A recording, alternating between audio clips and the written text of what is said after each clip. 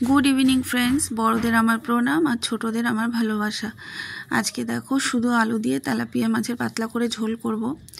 তো এখানে দেখো বাঁধাকপি কেটে নিয়েছি, আর আলু, মাছের আলু আর বাঁধাকপির আলু একসঙ্গে কেটে ধুয়ে রেখেছি।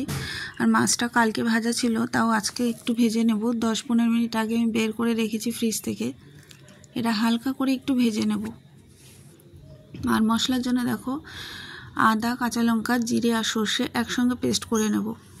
মাছটা ভেজে নিয়েছি, এবার ওই তেলের মধ্যে দিয়ে দেবো একটা কাঁচা লঙ্কা আর রাঁধুনি। তেলাপিয়া মাছে আমি রাঁধুনি ফোড়ন দিই।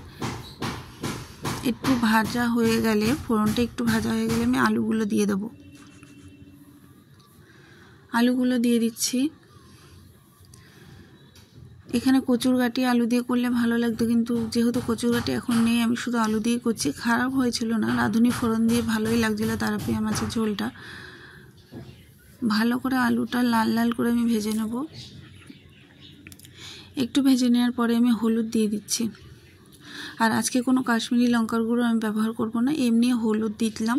আর একটা টমেটো মশলার মধ্যে পেস্ট করে দেবো। দেখো মশলাটা আমার হয়ে গেছে। তারপরে একটা টমেটো মাঝখানে আমি কেটে নিয়েছি, নিয়ে আমি দিয়ে ওটাকে আবার আমি পেস্ট করে নেব। আলুটা একদম লাল লাল করে ভাজা হয়ে গেছে। দেখো আলুটা পুরো ভাজা হয়ে গেছে। এখন মশলাটা দিয়ে দেবো আমি। মশলাটা দিয়ে আমি ভালো করে আবার ভেজে নেব। মশলার সঙ্গে আলুটা একদম ভালো করে মশলাটা ভাজা হবে। যত মশলা ভাজা হয় খেতে তত ভালো হয়।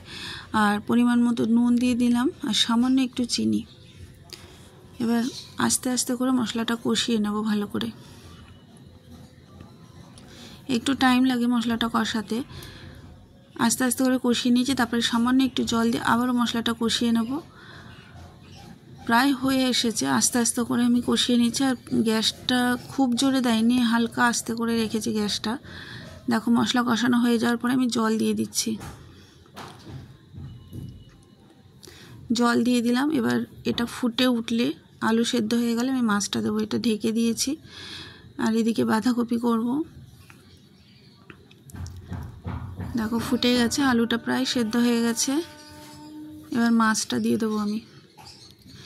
ছেলে এই ঝোলটা দিয়েই খাবে, তেলাপিয়া মাছও খায় না। ঝোলটা দিয়ে খাওয়াবো, ডিমের অমলেট করে দেবো। আর দেখো খুব রোদ চলে এসছে এবার গ্যাসে। কালারটা কেমন লাগছে দেখতে।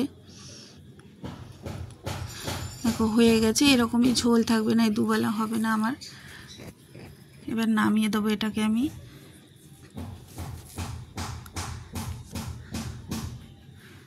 এটাকে নামিয়ে দিলাম।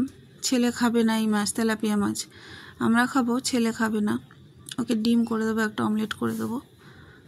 ঝোলটা দিয়ে খাইয়ে দেবো, ঝোল আলু দিয়ে। আর বাঁধাকপি বসিয়ে দিয়েছি। জিরে ফোড়ন দিয়ে, শুকনো লঙ্কা, কাঁচা লঙ্কা, জিরে ফোড়ন দিয়ে আলু দিয়ে দিয়েছি। তারপর টমেটো দিয়ে দিলাম, নুন হলুদ সব দিয়ে দিয়েছি। আর এদিকে রুটি করে নিচ্ছি।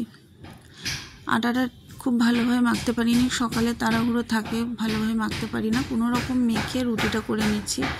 দেখো মশলা দিয়ে দিয়েছি, জিরে আদা বাটা দিয়েছিলাম, আর কাঁচা লঙ্কা। এদিকে রুটি হচ্ছে, আর ওদিকে আমি বাঁধাকপি বসিয়ে দিচ্ছি। সম্ভব হয় না একা হাতে সকালে তাড়াতাড়ি করতে। তো ছেলে খুবই অসুস্থ, যেটুকু পারি আমি তোমাদের সামনে তুলে ধরছি। তোমরা সবাই আমার পাশে থেকো।